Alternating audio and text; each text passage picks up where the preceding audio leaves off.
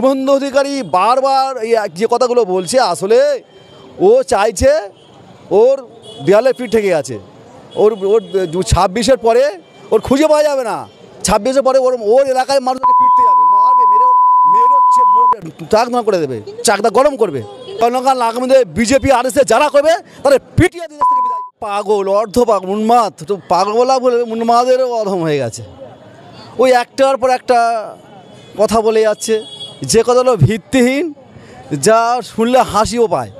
বাচ্চা ছেলে কালকের যে জন্মেছে সেও শুভেন্দুর কথা শুনে হাসবে। ও যে কথাগুলো বলছে বালখিল্য কথাবার্তা, একেবারে মূল্যহীন, একেবারে অযৌক্তিক। কারণ ওরা যে বলছে হিন্দুরা কমে যাচ্ছে, আর দেশের রাজা তো হিন্দু, দেশের স্বরাষ্ট্রমন্ত্রী হিন্দু, দেশের আইনমন্ত্রী হিন্দু, দেশের নির্বাচন কমিশন হিন্দু। ওদের যে মন্ত্রিসভা, সেই মন্ত্রিসভা মুসলমান তো একটাও নেই। তাহলে শুভেন্দু কী করে দাবি করছে? এক। দ্বিতীয় কথা, ও বলছে যে হিন্দু হিন্দু।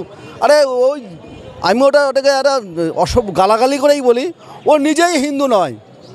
শুভেন্দু অধিকারীরা হিন্দু নয়। এদেশের দাস, নস্কর, মণ্ডল, খাওড়া, বাগদি, হাঁড়ি, তেওড় যা আছে, এই 6700 তেলে যা আছে, কে হিন্দু নয়। কোথাও দেখাতে পাবে না। ভারতবর্ষের যে 18টা পুরাণ আছে, 4টে বেদ আছে, উপনিষদ আছে, এছাড়া রামায়ণ মহাভারত আছে, কোথাও হিন্দু বলা হয়নি। হিন্দু কথা শুভেন্দু অধিকারী কোথায় পেয়েছে দেখাতো, কোন ডিকশনারি আছে?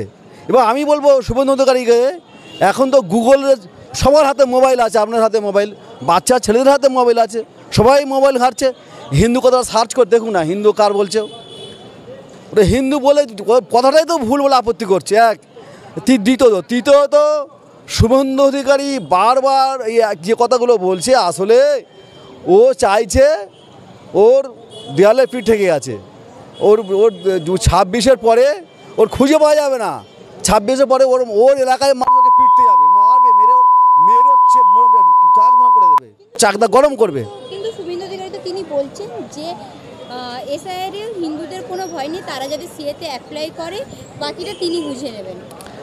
আমি শুভেন্দু অধিকারী সহ যারা কথা বলছে এবং তার চালাচামুন্ডা তাদেরকে বলছি, এ পর্যন্ত 14 থেকে 15 মানুষ এসআইআর আতঙ্কে হোক মারা গেছে। কেউ সুসাইড করেছে, কেউ নানান কারণে মারা গেছে, আপনারা সবাই জানেন। তো তার মধ্যে কজন হিন্দু মারা গেছে, কজন মুসলিম মারা গেছে। এবং আজকের মতুয়া তো ভয়ে কাঁপছে। তারা তো বলছে যে ওরা বিজেপি থেকে সরে আসছে। মতুরা সিদ্ধান্ত নিয়েছে বিজেপি আর করবে না। ওই শান্তনু ঠাকুর ওখানে বাস করতে পারে কি না, সব তার প্রশ্ন চিহ্ন আছে।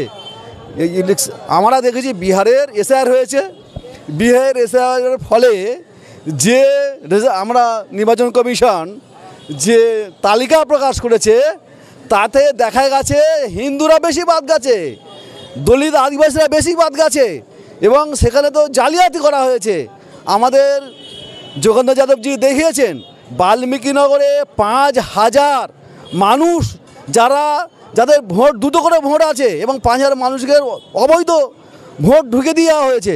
এবং প্রত্যেকটা বুথে এইভাবে ওরা প্রায় 20 লক্ষ ভোট অবৈধ ভোট, বৈধ ভোট বাদ দেওয়ার নাম করে ওদের নির্বাচন কমিশন, ও বিজেপি আরএসএসের দালাল, চিটিংবাজ একটাও, ও তার হয়ে কাজ করছে। সেই কাজের ফলে 20 লক্ষ মানুষ বৈধ ভোট বাদ দিয়ে অবৈধ ভোটার ঢুকেছে, ফলস ভোটার ঢুকেছে। এবার সেই মানুষের জবাব কী আছে? এই প্রশ্নের জবাব ওরা বিজেপি আরএসএস কী দেবে? তার কাছে কী জবাব আছে? তারা যে 80 লক্ষ মতো, প্রায় আমরা জানি যে 80 লক্ষ মানুষ ফলস ভোট ঢুকেছে।